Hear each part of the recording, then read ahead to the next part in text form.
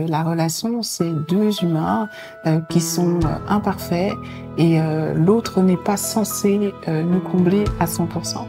Donc, il y a une part où tu es comblé, mais voilà, on peut pas aller chercher du 100% dans une relation.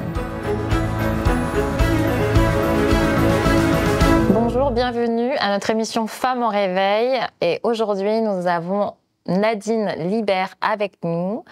Nous allons parler aujourd'hui des blessures émotionnelles liées aux relations amoureuses.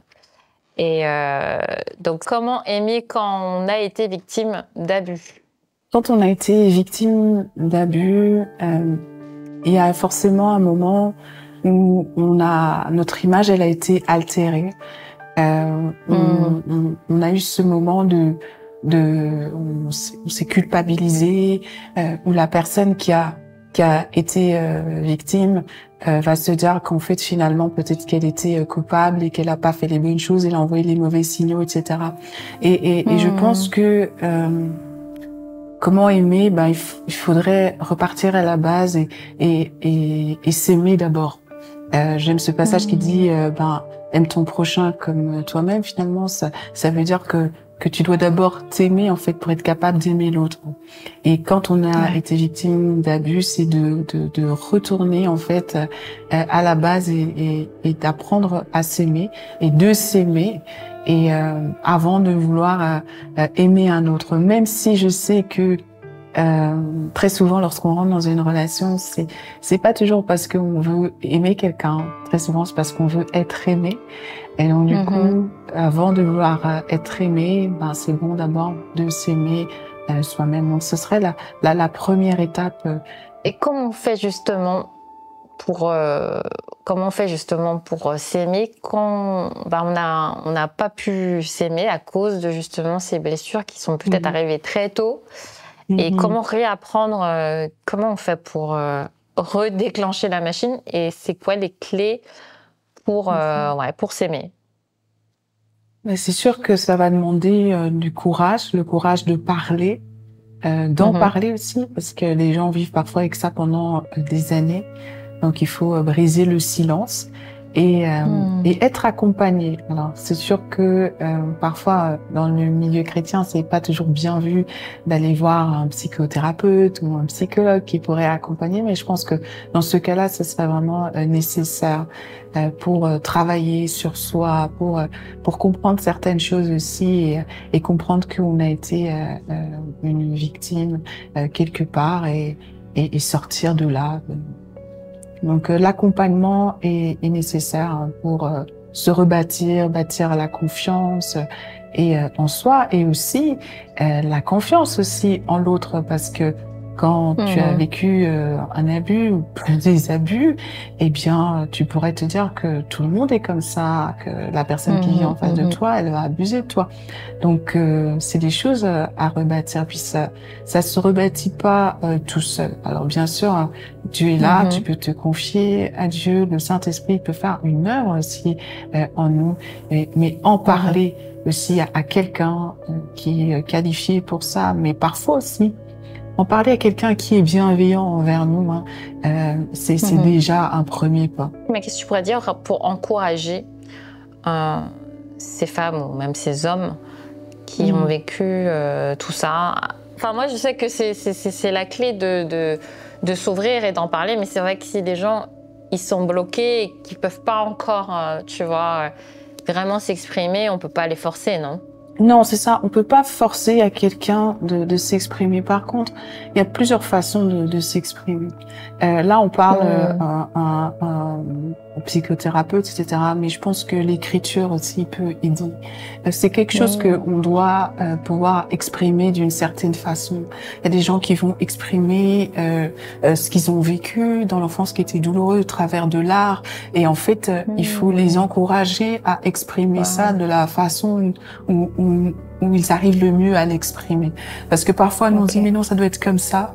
mais je pense que la personne peut l'exprimer d'une façon peut-être différente. Et c'est comme ça d'ailleurs que très souvent on va remarquer chez des enfants qui sont victimes d'abus, les gens, les parents ou tu sais, les psychologues autour vont remarquer parce que il est des dessins que les enfants font.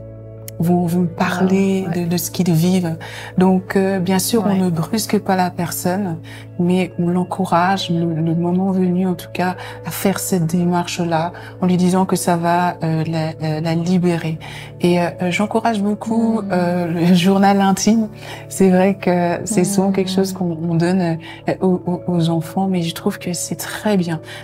Même quand on est plus âgé, ça permet de faire sortir en fait ces choses qu'on a à l'intérieur de nous, et c'est aussi ça nous aide en fait, ça nous aide, et ça peut aussi nous guérir quelque part. En fait, il faut juste exprimer, sortir ça. Donc, j'encouragerais ça dans ce sens-là, et ça aide vraiment les gens aussi. Et quand on a été blessé par le rejet, comment on fait justement pour pouvoir aimer à nouveau? C'est ça, le rejet, le sentiment de rejet, ça reste que c'est un sentiment aussi de rejet. Parfois, on a vraiment été rejeté. Parfois, c'est quelque chose qu'on a ressenti, mais c'était pas du rejet qu'on a vraiment vécu de la part des autres. C'est un sentiment qu'on avait.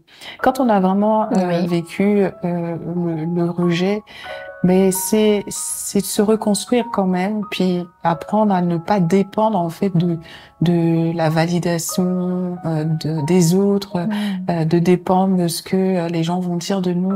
C'est apprendre à avoir cette confiance en fait en nous, parce que on peut très bien après dans une relation amoureuse, puisque c'est de ça qu'on parle aussi, c'est rentrer dans une relation en ayant été rejeté, mais sans s'être reconstruit au niveau de la confiance, et prendre toutes je sais pas, tous les noms de la personne. Par exemple, si une personne n'accepte pas de faire quelque chose pour toi, ou elle n'est pas venue à ton anniversaire, ou ce genre de choses-là, le vivre comme un rejet, alors que peut-être elle était vraiment dans l'incapacité de faire ça, de venir à ton anniversaire, ou peut-être qu'elle n'a pas pu te joindre, et on peut vite le vivre comme un rejet. Alors qu'en fait, c'est peut-être pas un rejet. Et ce qui nous emmène dans une relation qui devient un peu toxique, et on emmène en fait cette chose toxique, on n'a pas guéri, on vient l'emmener dans notre relation. Et c'est pour ça qu'il faut soigner ça, il faut prendre le temps de la guérison. Et ça passe aussi par accepter que voilà, on a peut-être été victime de rejet, et rebâtir en fait la confiance. C'est quelque chose qui se rebâtit aussi. C'est très fort de parler de tout ça, parce que c'est très profond. Surtout quand on parle de rejet, d'abandon, c'est très profond. Et qu'est-ce que tu dirais dans le temps, en fait, parce que les guérisons que le Seigneur il opère dans nos vies, ça prend toujours du temps. Quelle est sa part, quelle est notre part à nous? Des fois, on aimerait vraiment être totalement refait d'un coup, mais souvent, Dieu, il passe par des phases. Et c'est quoi, nous, notre part dans tout ça? De lui faire confiance. Je pense que notre part est de lui faire confiance. D'exposer nos blessures, d'exposer notre souffrance aussi.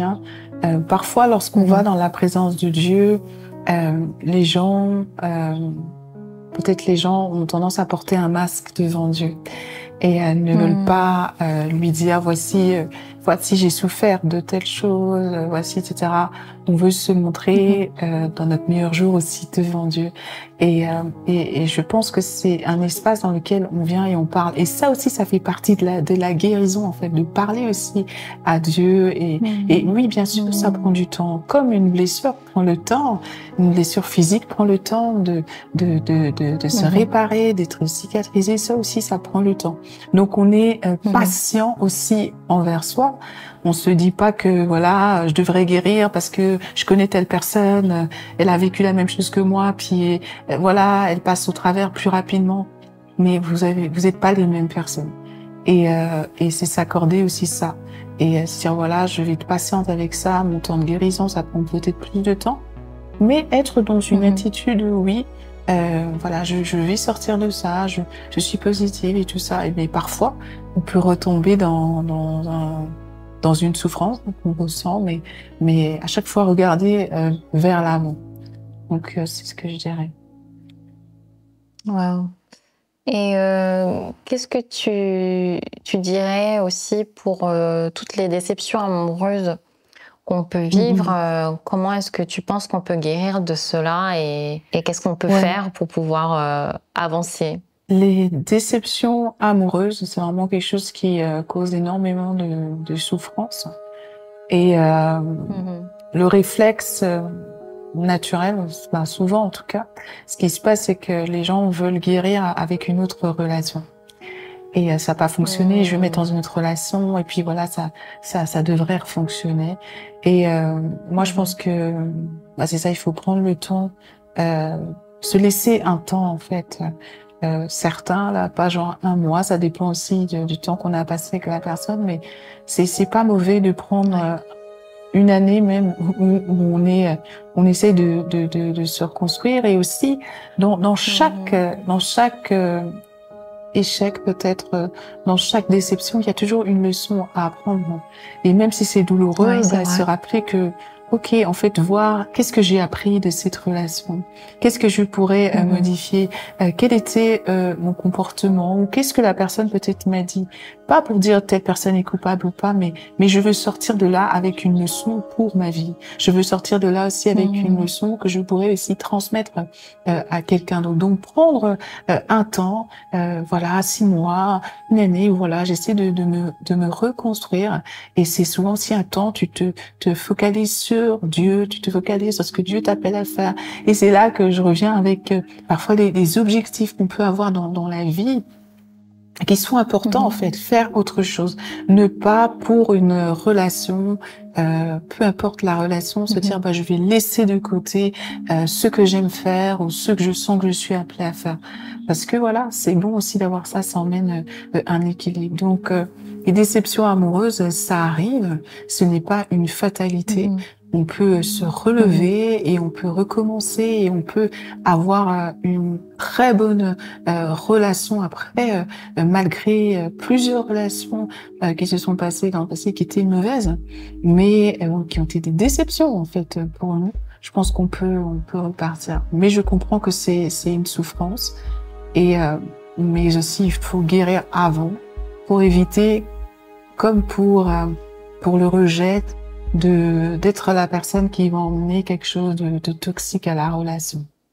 C'est vraiment intéressant parce que ce que tu dis au niveau même des objectifs de vie, et c'est vrai que parfois on ne donne peut-être pas forcément, enfin moi en tout cas j'ai du mal à me mettre des objectifs dans ma vie amoureuse ou dans ma vie sentimentale ou dans mon cœur, mes émotions et tout, parce que c'est des choses, on se dit bon ben on vit avec et c'est comme ça, et en fait bon ben petit à petit, si après Dieu il t'amène sur certaines choses, bah il t'amène à guérir, ok, gloire à Dieu. Mais c'est vrai que quand tu parles de poser des objectifs, est-ce que tu accompagnes des gens à poser des objectifs même dans leur vie amoureuse? De façon globale, j'accompagne les gens à poser des objectifs. En fait, la portion sentimentale ne peut pas être prise à l'écart, en fait. On voit toujours l'ensemble de la personne, le travail, son travail, sa carrière, son intimité avec Dieu, mais aussi la portion sentimentale. Donc, oui, il faut savoir ce que tu veux, en fait, dans une relation. Et c'est très important d'en parler aussi dès le départ, pour savoir est-ce que vous êtes aligné, et si vous n'êtes pas aligné, est-ce que vous pouvez vous aligner, et si vous ne pouvez pas, mais en fait, essayez de pas justement faut s'arrêter tout simplement et pas continuer la relation. Donc oui, des objectifs, il faut s'en poser, mais après voilà, hein, il y a objectif et objectif aussi, hein, on peut pas avoir des attentes irréalistes vis-à-vis d'un être humain, hein. Donc, ça reste que la relation, c'est deux humains qui sont imparfaits et l'autre n'est pas censé nous combler à 100%. Donc, il y a une part où tu es comblé, mais voilà, on peut pas aller chercher du 100% dans une relation. Mais la base est nécessaire. Mais imaginons que même si par exemple, on parlait des blessures, je veux être guérie. Si je pose l'objectif que j'aimerais être guérie de l'abus ou du rejet, comme on en a parlé, mais ça semble être un peu particulier de mettre un objectif sur ça. Hein. Je veux être guérie, donc je mets l'objectif 3 mois, je suis guérie. Mais est-ce que tu penses qu'il faut quand même poser quelque chose en disant, plus dans la foi, en disant bah, Seigneur, j'aimerais que tu me guérisses de ça, et que je le pose comme un objectif, mais dans le temps, c'est difficile, on est d'accord, de poser un objectif. Je sais pas si tu comprends ce que je veux dire. Oui, bah, au niveau de la guérison des blessures, bah, c'est sûr, on peut rentrer dans la présence de Dieu, puis lui réclamer ce que l'on veut et qui est conforme avec sa parole et sa volonté. Donc, on est ses enfants, donc je pense qu'on peut venir réclamer des choses. Maintenant, après, il connaît nos cœurs et il sait aussi comment les choses doivent se faire. Hein.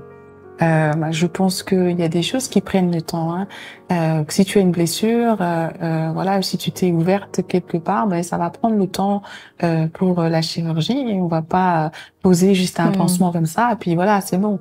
Non, là aussi ça prend le temps. Donc moi je pense que demander une guérison qui est totale et complète, au lieu de quelque chose forcément de rapide et voilà, parce que si il faut qu'il y ait guérison, il faut aussi qu'on soit capable d'exprimer et on va devoir aller très profond aussi en nous pour rechercher peut-être des souvenirs dont on ne veut plus se souvenir, parler des choses qui nous font encore vraiment mal, mais c'est ça aussi le pas vers la guérison. J'aimerais bien qu'on prenne un temps là pour prier.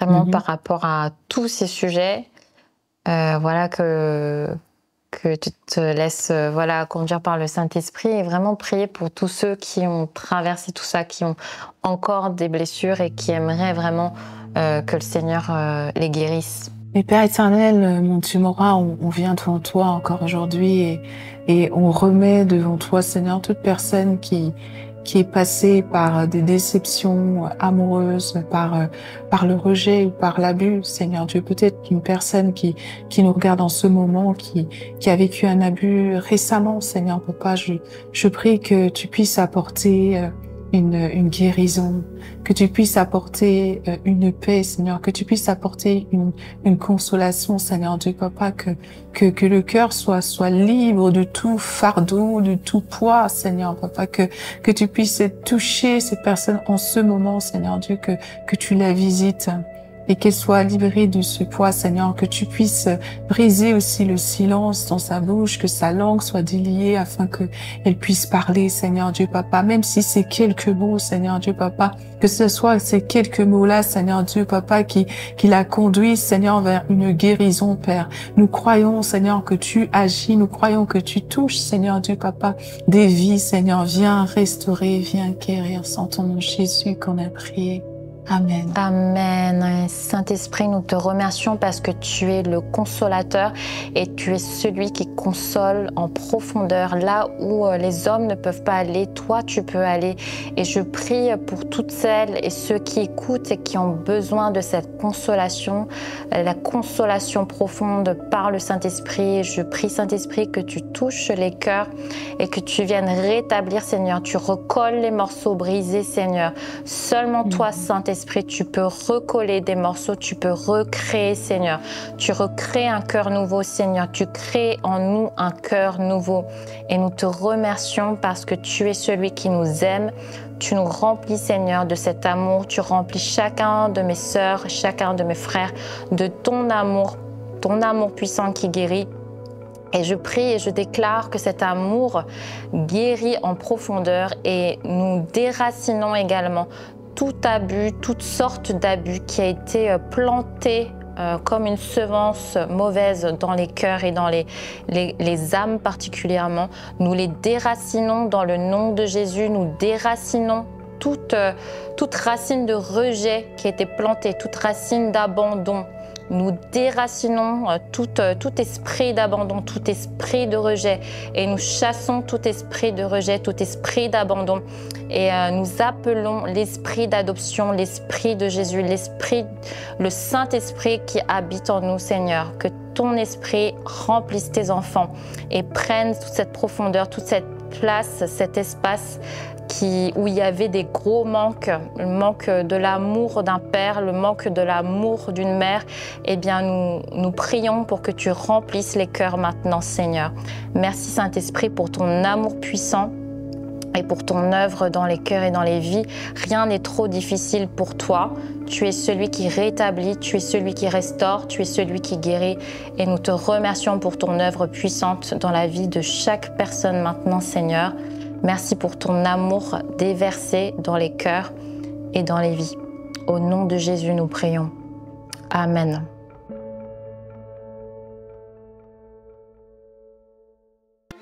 Je t'invite à liker la vidéo, à la partager si ça t'a fait du bien et à t'abonner à notre chaîne TVNFR.